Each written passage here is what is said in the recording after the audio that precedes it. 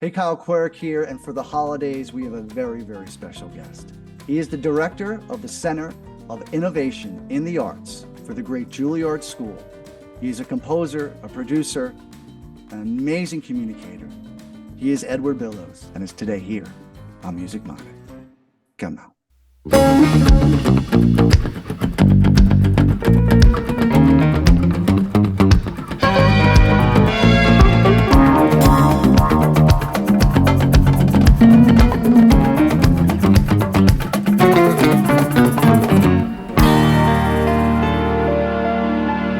Let me try one more time. Just one more.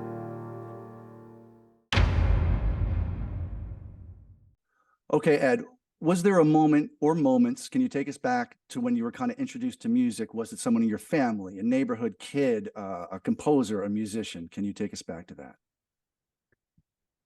Well, like so many people, my generation, we uh, we got inspired to not just listen to music, but to really go into it and study it and go in deeply by listening to early Beatles records. Uh, So when I was a young kid, they were everywhere on the radio, and the first few albums were poppy, fun, bright songs like lots of artists of that time. And then suddenly these studio albums started coming out. And we take it for granted nowadays what that really meant. But it was a revolution in music. There's nothing short of that. And so I just got so inspired by that that I began studying music in high school, seriously, but before high school. And one thing led to another. And for better or worse, here I am. oh, I'm excited it was the Beatles. That makes me happy.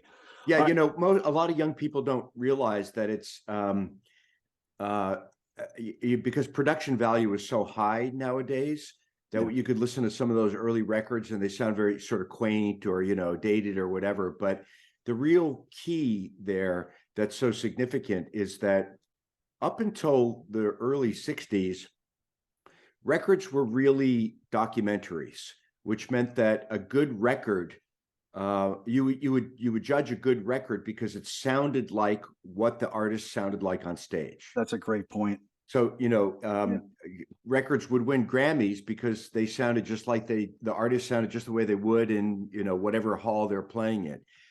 And the Beatles were the first artists to release albums that could not be performed on stage. So the round vinyl disc was no longer a documentary. It was the work of art. what was the moment? Was it in high school, middle school, where you took the leap and said, I can't believe I'm going to do this, but I want to be a working musician? Was there a specific moment when that happened? No, I think also, like so many young people, you don't really think about how hard that decision is. You just say, I really love music and I want to do this. And Yeah, so you don't imagine yourself in a miserable little studio apartment someplace in the torn down Upper West Side, struggling on whatever few dollars a week. So you just, in your mind, you imagine the best case scenario. So as soon as I started working in music or studying music rather as a kid, um, I just knew I was going to do it. So I don't think there was a moment that I decided. It just was one constant flow towards being a professional artist. fantastic. On the contrary, I have had moments where I thought I shouldn't do that. Don't we all? Yeah. There are times where agriculture looked really good to me. But can you go back to your first great gig? Didn't have to be for money. It could be you in a quiet room scoring something or playing in a garage band. But was there a moment where you realized you were doing it? You were paying some bills. Was there a moment where the sky opened up? I wouldn't I wouldn't put this sort of at the top of my greatest artistic experiences, but it was a moment that sort of allowed me to cross a line from eating macaroni and cheese every day to starting to work. I was in college. I was at Juilliard studying, and some young director from NYU called me up and he said, "Hey, I'm making a horror film. Do you want to, and I need a composer, and I found your name someplace. Would you like to do this? And I said, sure, I'll do that. And then there was a budget and a budget to hire an orchestra, because there was nothing like MIDI in those days. I mean, there were synths, but they were, synths with patch cords. So, I had money to hire an orchestra and get a copyist to copy out scores and so on and so forth. And then somehow I made the leap from there to being a studio musician. And so I was getting calls all the time to do arrangements and to produce and to write. And that was a time in the music industry. It was sort of like the golden age of the studio world.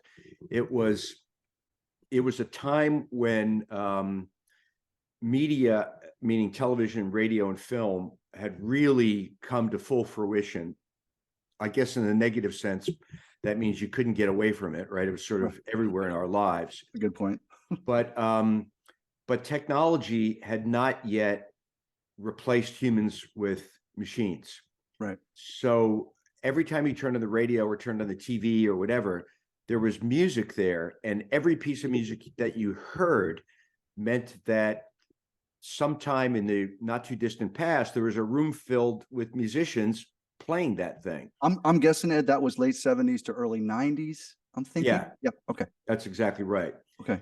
So the recording business started as an industry started in the 30s and 40s, but it reached a real peak then, and so artists were busy all the time. I mean, I remember doing three recording sessions a day. I do a jingle in the morning, and then something for Cinemax or HBO in the afternoon, and then at night, you do something for a film or industrial or whatever. And we were just working all the time in studios every time, and of course, this was even before texting and so on and so forth. So everything was on a phone, and so you had to have somebody manning the telephones also all the time to make sure that you were available, and then hunting down musicians. It was a really great time in New York for musicians. And then very, very quickly, it started to change, beginning in the 80s, but by the 90s, it had transformed dramatically. We didn't do a question number 4. That question was a hell gig. It's because Edward Bilous is perfect and he never had one. What does the future hold for music? And I know we can look at that culturally, technologically, but just from you, Ed, what do you think? Where are we going with this? Well, this is a topic I think about a lot. One of the classes that I teach at Juilliard is a class called Future Stages, and we discuss just that, like sort of like what's next. And I try to be very optimistic with my students, and there's a lot of reason to be optimistic, because when you think about it from the big picture, music's always going to be there, and there's always going to be new music. I mean, there were composers not only writing in the golden age and the gilded age and in the 60s and every other time, but there were also people writing masterpieces in time of war and depression, and while in concentration camps, or days before they were imprisoned. So music gets made and played and enjoyed and shared always has been, always will be. So unlike other professions that are out there today, and that will be gone tomorrow, certain kinds of skills in finance or medicine or science or whatever, they'll completely transform. The need for music is going to remain the same. And then on another note, because media itself is sort of the new concert hall in a way, and there's so much of it, whether it be the hundreds and hundreds of cable stations, and then web stations and downloads, and streaming services of film, and then on top of that, gaming, and in the very near future, AR and VR. Just the sheer quantity of music that's going to be needed is going to be overwhelming. So I think that there will be a lot of opportunities there. But that's the good stuff. So, that's the upside. That's what I love that you said, because almost everyone that I talk to, and musicians kind of have to be optimistic by nature to an extent, even though they can seem kind of curmudgeon. The fact that you put a positive spin on it makes me feel good, honestly. Yeah. Thank you.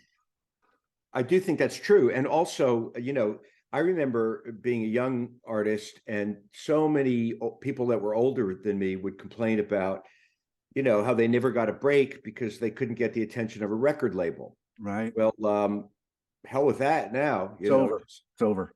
So that's, in some levels, a really good thing too, right? In fact, we almost have the opposite problem. Is like there are too many, or there's so many artists out there that you don't even know where to begin to look. So, a lot of the challenges of the past, I think, have been transformed, and I think there's new opportunities. But the biggest challenge is going to be a generational one. Like I think the biggest challenge is going to be for people that are sort of in the middle of their careers now, that are not like super integrated in new technology, and don't have these associations with new media, new platforms, and the rate of change is happening so fast. So this is true throughout history. There was a day where if you were a good harpsichord player, you'd always find work. Right. And then, suddenly there's a piano around, and harpsichordists just were not in favor anymore, or, or your collection of wooden flutes just wasn't cutting it anymore, and so on and so forth. So, the transitional period is going to be hard for some. And then some of the other challenges are, of course, and these are really serious ones, like the collapse of organized labor in the music industry.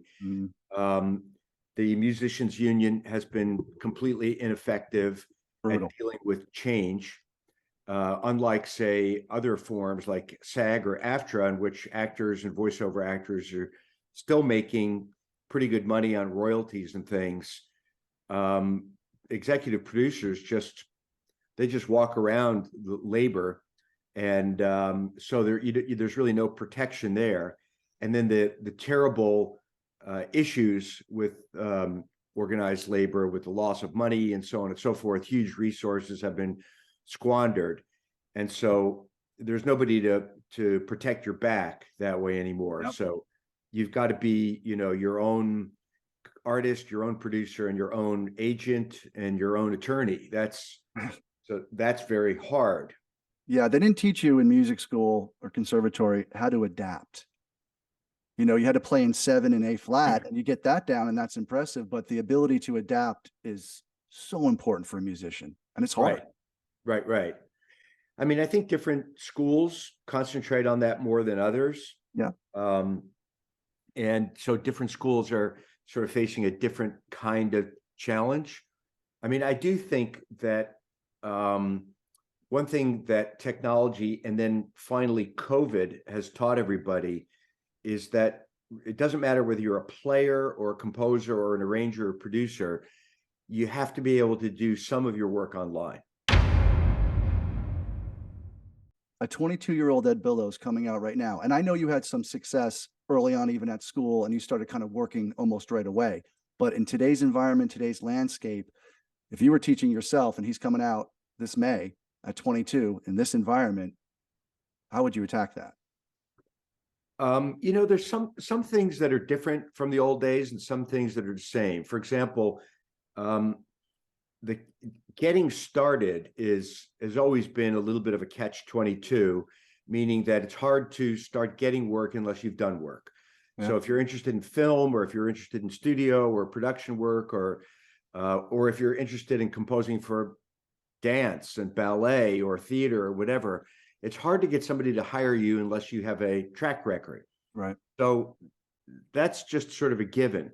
And so the advice that I would give young artists today is the same advice that people gave me, which is that you have to be your own best advocate. Just a certain amount of every week has to be spent towards introducing yourself, meeting people your age, saying yes to every job, collaborating, And because you never know. I mean, Yeah. for every person that's out there can probably trace their career back to one or two jobs, and then those jobs led to something else, and they led to something else, and so, and you don't know which door is going to open for you. So you have to say yes to everything that comes along. Do the best you possibly can. Don't worry about making money on the first couple of jobs. Keep eating macaroni and cheese. Yeah.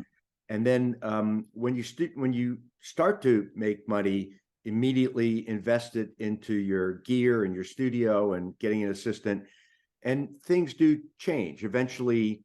Eventually, if you have the right attitude and you are responsible, you'll work and you'll get busy. So that hasn't changed. The thing that has changed that's made it harder is when I was young, if somebody wanted to learn about your music, you said, okay, sure, I'd love to share my work with you. And so what you did was you took your handwritten manuscript paper and you went and Xeroxed it and stapled it together, and you put it in an envelope and you sent it via mail to somebody.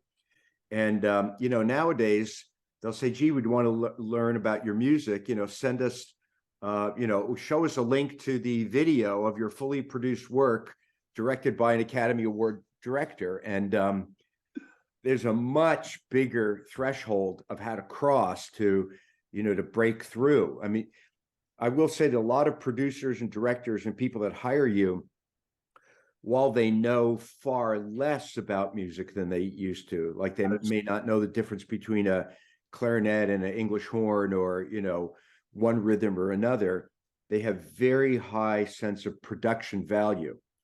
And you could be the greatest composer that ever lived, but if your music sounds like it's really mixed badly or there's low production value, you won't get hired because of that. So yeah, you told me that almost 30 years ago, and the ability, it's not a Porta studio anymore. You could be Stevie Wonder. No matter how good you were in 1979, it's going to sound like a 5. But now they know it can sound like a 9. right. And so they just expect, like you said, they expect great production right out of the gate. Yeah. Which leads to an interesting question, which is that, and it's something I talk about with my students a lot. One of the things that, circling back to the Beatles, is that not only did their LPs sort of transform the music business, meaning that it wasn't just the artist, but it was the artifact, right? So, meaning that the round disc became the work of art. And because you could only experience that on a record player or on the radio. So if you couldn't really go to a live concert and hear Sgt. Pepper's, say, example. Right. But so part of that means that engineers crossed the line from being sort of, I don't know what, the technicians to artists, really. Yeah. Like, I'm not sure that if the first audio engineer that ever existed worked on Beatles records, I don't think they'd call them engineers. I think they would call them something else, because engineer is a very technical term to it. I think they would call them, studio artists or studio, sonic designers or something like that. And so, and engineers still struggle with this. They're a recording engineer. They can't possibly be creative, but they are. Young musicians have to learn the skill of, to some degree, of mixing. Yeah. Because what is mixing? Mixing is really like the digital extension of orchestrating and arranging, right? Because you could take a piano piece and orchestrate it, and you say, oh, I'll orchestrate it for winds or strings or orchestra or jazz band or whatever. So you're keeping the same notes, but you're changing the color by having flutes played or violins or saxophones or something. So an engineer is very similar that way. Like, he's not really changing the notes, he's changing the color by EQ and reverb and panning and all the compression, all the other tools that they have. And so I tell my composition students, imagine that you lived 200 years ago and you wrote a symphony, but you wrote it only in piano form. and then you had to hand it to somebody to orchestrate. I mean, it's sort of laughable, right? Like as if Beethoven would write the Fifth Symphony as a piano piece and then Right.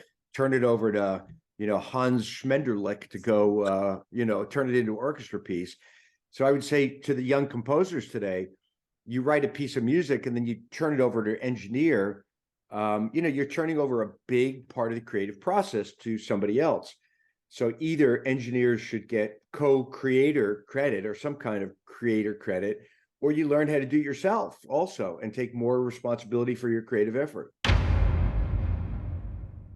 Three favorite classical composers: Baroque, Romantic, Impressionistic, whatever, and then your three favorite scored films. You don't have to love the film, but you love the music. I don't want to ask you film composers. I'm more curious about the three films that you love as far as musically. Has studied music, you can't help but put Bach somewhere at the top of your list. Sure. Just because he's not like once in a generation composer. He's once every 500-year Yeah. talent. Yeah.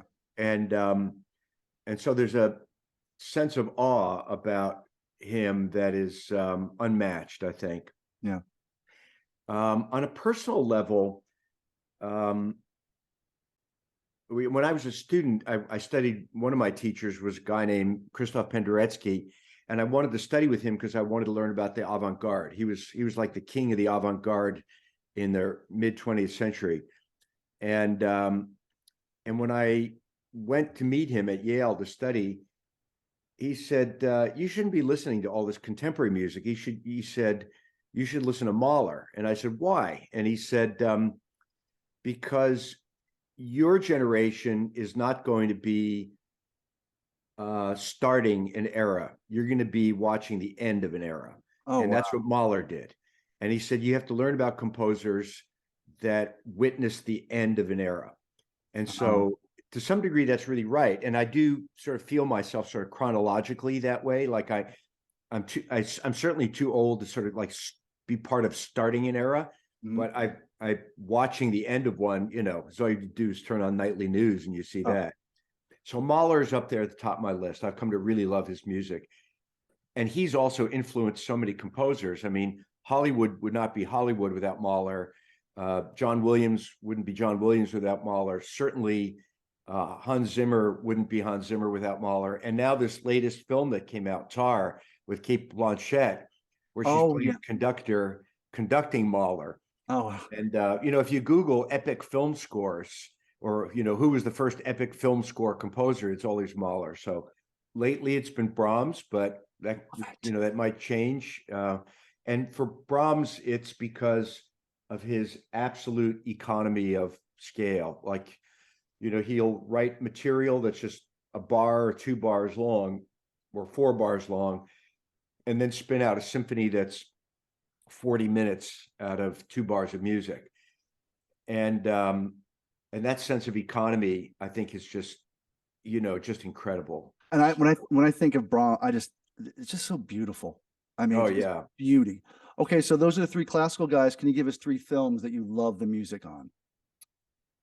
Yeah, one that really stirred me, I don't know, when it came out a decade or so ago, that I still think was just perfect, was the score to Interstellar. It's interesting because it's there's something about the quality of the music there that not only captures the spirit of the film, but actually makes the spirit of the film. Like, I don't think a traditional sort of narrative blockbuster film score or an electronic music score, given the fact that it's a space film about being in space, I don't think any of them would have worked. I mean, I think that film score really helped make the movie the hit that it was. I don't know, there's a part of me that loves Cinema Paradiso, it's just so heartwarming and touching. And it's one of those things where the melody comes in at the beginning and starts to play, and is all he does is arrange it with different instruments and different tempos, and you never get tired of it. You just want more and more. and I must have heard it now, 100 times in my career. And I'm always glad when I hear it. It's Oh, just somehow it's always it's just one of those pieces of music that you just really glad that you're really glad exists in the world. It's so beautiful and so lovely and playable, and so that's a great one. All right, number three. um let's see, number three. I was hoping you were going to say Planet of the Apes because I just think that score is just The original. yeah.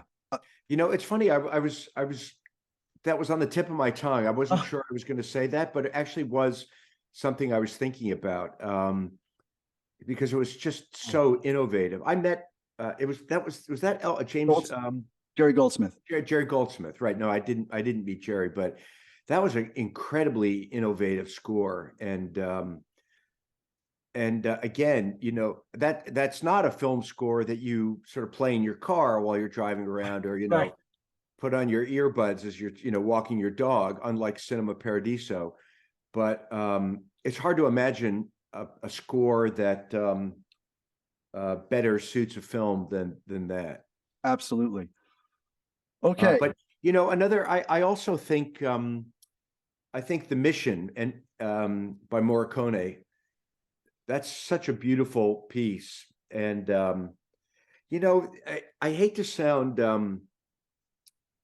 politically incorrect, but so many American film scores use the orchestra just to make scores sound bigger, Yeah.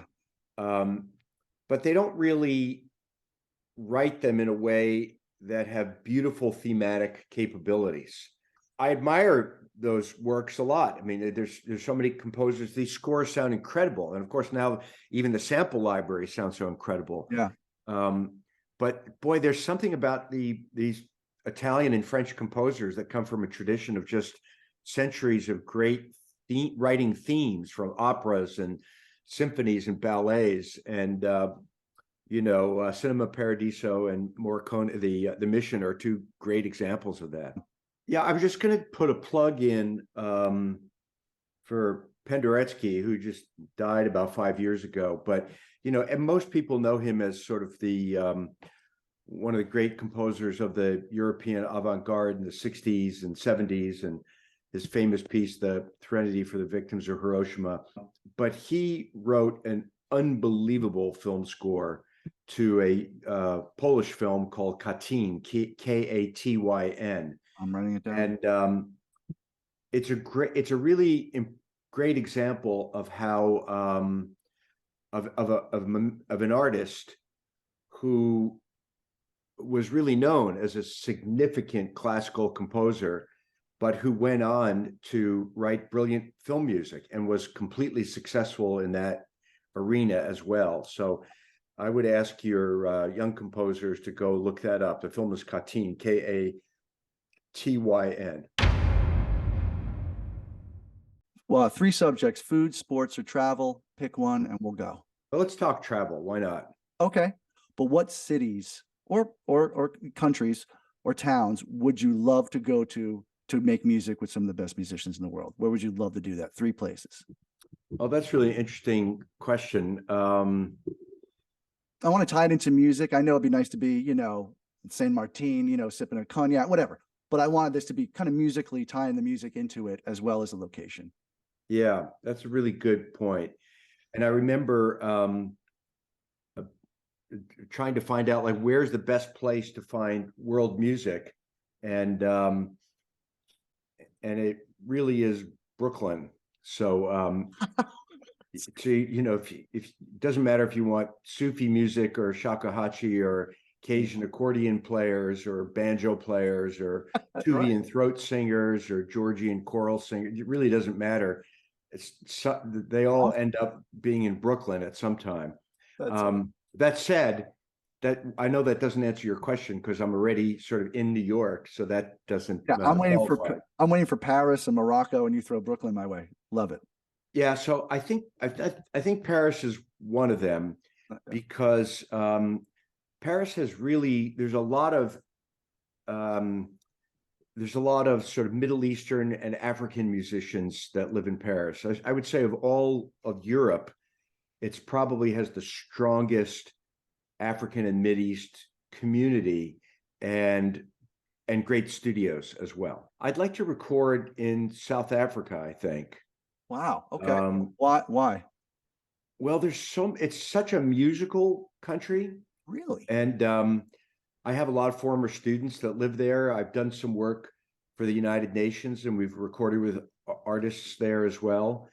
And I don't know if the studio environment is as technically on top of things the way you might in Paris or something, but I just think there'd be a really interesting authenticity to the kind of music you'd hear there. And also, South Africa is a place where musicians from all over Africa go. So they either go to Paris or there. So, maybe it's one of those two. I would definitely want to record in Japan.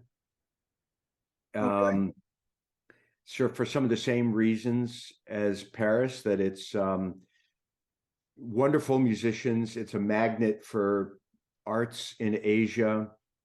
That technologically it's going to be at the top of its game.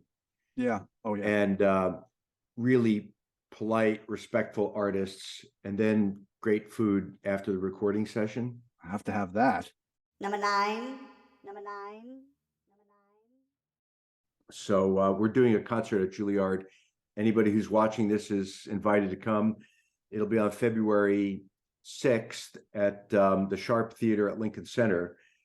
A joint orchestra of 15 to 18 musicians in New York playing live in real time with same size ensemble in Tianjin, China. Wow. And so it'll be played in both cities around the world, and it'll also feature interactive sound design and what we've come to call a VPA, or a video performing artist, meaning a person who has haptic technology, gloves and other things on their body, and they use motions that are sort of like dance or Tai Chi to create and sculpt and process video design. And in this case, the video design is video of dance that we also created. So it's this very immersive multimedia experience.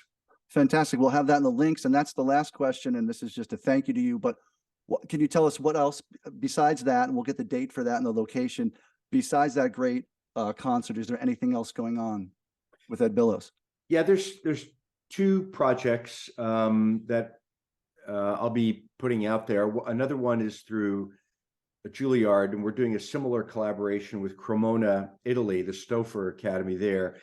And it's that academy is several hundred years old, and it's the birthplace of the Baroque and of Monteverdi and the Stradivarius violins and Caravaggio and all these other wonderful artists. And so we're tying in material and styles from the year 1600, more or less, Wow, to the technology of today, and to kind of disassemble and then reassemble it again in real time, with artists in Italy and in New York doing this together. Again, dance, multimedia, technology. And then I'm doing a project with the United Nations. This one is the most exciting thing I've ever done in my life, and this will be starting to come out next year. It's called The Story of Awe, AWE. And we're working with several major institutions, universities, performing arts centers, and others. This is not a Juilliard project. right. And but there will be performers playing live in different art forms from all of the United Nations geographic regions. So it's a big project, but super cool.